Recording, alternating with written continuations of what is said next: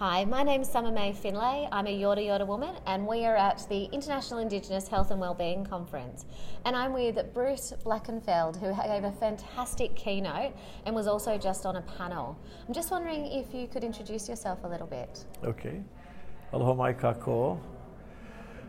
Aloha to everyone. My name is Bruce Blankenfeld. I'm from Hawaii. I'm from the island of Oahu. And that's where I was born and raised. My parents are from Oahu, and I'm glad to be here. I'm learning so much. Fantastic. And one of the things you were speaking about this morning was the voyage that you undertook. Mm-hmm. And we were talking about I was asking about what the canoe was called, because when I was in New Zealand, I saw some of the wakas. Right. So, the basic generic name for canoe in Polynesia is va'a or vaka, and all the different parts of it are the same as well. So there's the waka in New Zealand. There's the waka ama, which is the single hull, with the ama, which is the outrigger float. Yep. And that name across the board is the same. The piece that connects the two is called the yako. In Aotearoa, it's called kiato. Okay. And it goes on and on. In Hawaii, it's yako. But hokulea, our voyaging canoe, is a va'akaulua, which means it is, kaulua means two. It's two hulls. Yep. It's a double hull. And when I grew up on the lake, so I was looking at it thinking that looks like a catamaran. Right. So a catamaran, the first catamarans are modeled after the very concept of a va'akaulua. I thought they might have been adopted from those. Yeah. Yours look like they've been around for much longer than the Western concepts of catamarans. But one of the things that we were thinking about, I was thinking about, and my colleagues were thinking about when you were talking was, and it really hit home how you were talking about how the world's in crisis, the ocean is full of litter. And just wanted to get a sense from you what it's like being out there when you're so connected. So, right. So, my role on board now is a captain and navigator, or either of both. So with that being said, you're always connected to the environment. You can feel every wind change, you can feel every swell change, the temperature of the air, and you know that it's a wonderful thing, and really sailors, even today, that's been out there long enough, they're in tune to that as well. It's not anything that's like arcane and unusual, but that's the beauty of it. You are in tune, and then you see all this trash. Not depends on where you are. Some places more than others, but Indian Ocean, Atlantic Ocean, Pacific Ocean. It's out there in our oceans. In some areas, a lot more than others. Yeah. There's also a lot going on with overfishing, acidification of our oceans. That is a real deadly thing.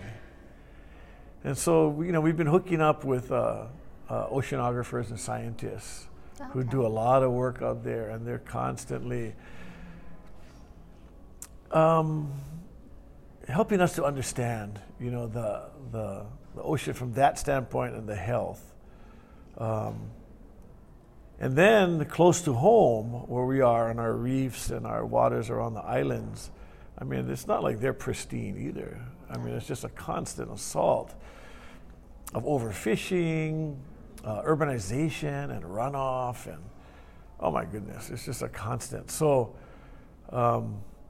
we're very much aware of that. As indigenous people in Hawaii, the concept of what's called an ahupua'a. And ahupua'a is a land division that goes all the way from the mountain, and it's kind of like a slice of pie, and it goes all the way out past the shallows inshore, out past the reef even.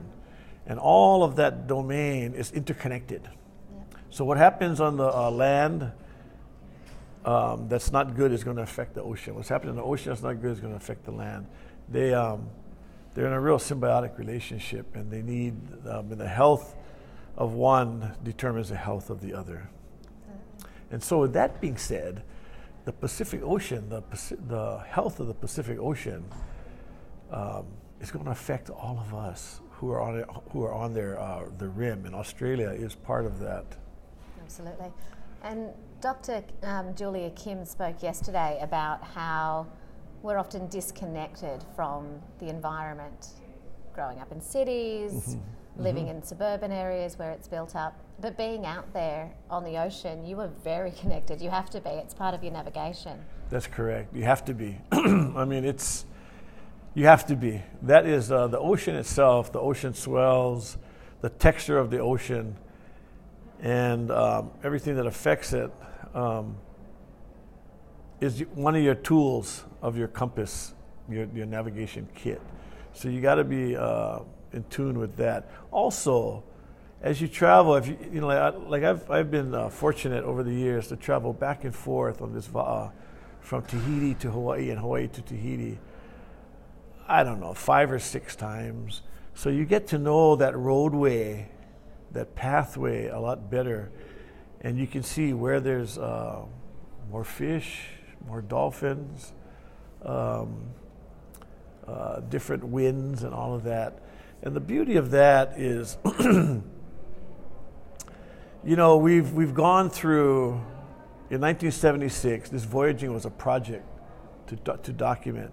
To now, it is part of who we are, this voyaging, and we're reclaiming that pathway on a cultural, ancestral basis to where every time we go through different zones, and these zones are have names, have Hawaiian names from they're ancient names.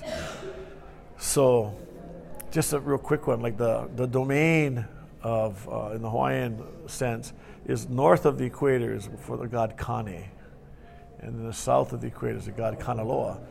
So, and as you go from Hawaii, you have these crisp, clear, cool winds that, you know, breeze you along the way. But as you get closer to the equator on the north, you get to an area called the Hopo of Kane, which means the diaphragm of Kane.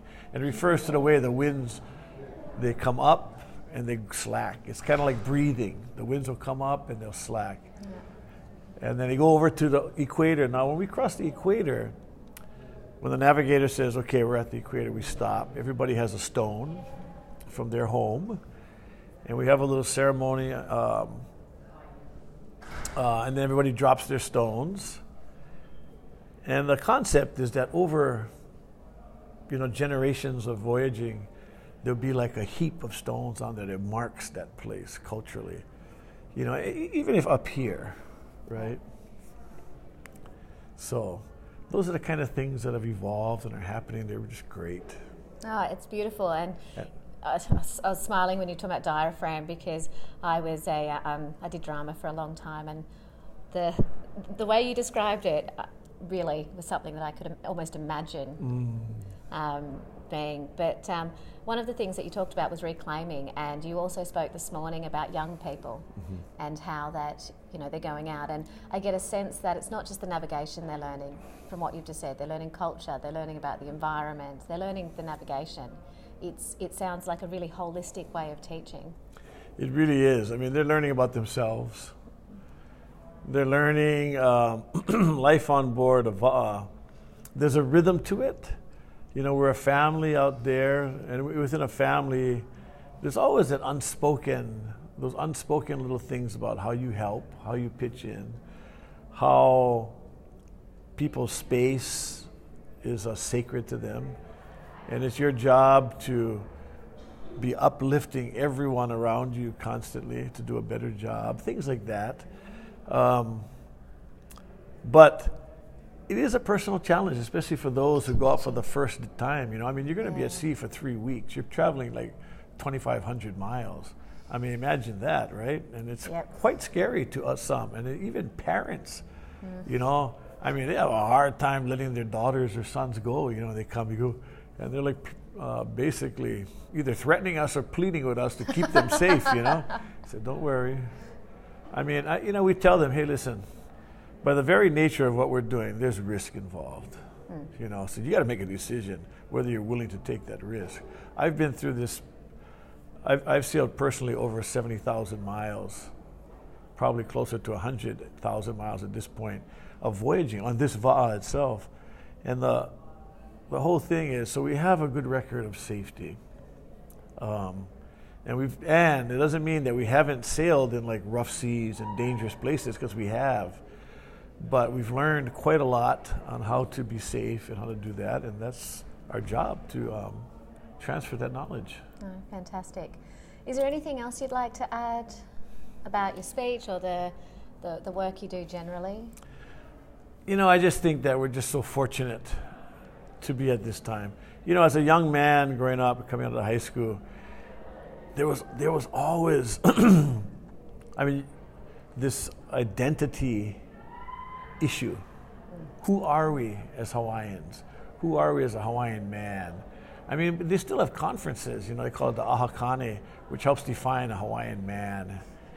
And, I was fortunate to find this pathway and this, with this Va'a Kaulua, Hokulea. And, I found this so fascinating that I just was way too excited and had to be a part of it. And so I took off with the canoe, and I've been with them for now 42 years. I started in 1977. So now it's been for 42 years that I've been with the Va'a. And it's led me to places like this, up in Darwin, this Lowicha conference. And it's like incredible, the people you meet, the dialogue that you listen to, and the thought processes, and the avenues that everyone's taken, and the struggles, the successes. It is amazing, and that's been part of the voyage. That's been part of the voyaging process. You go to these places to experience this. Voyaging is exploration, and it's a lifelong thing. Fantastic. Thank you. Yes.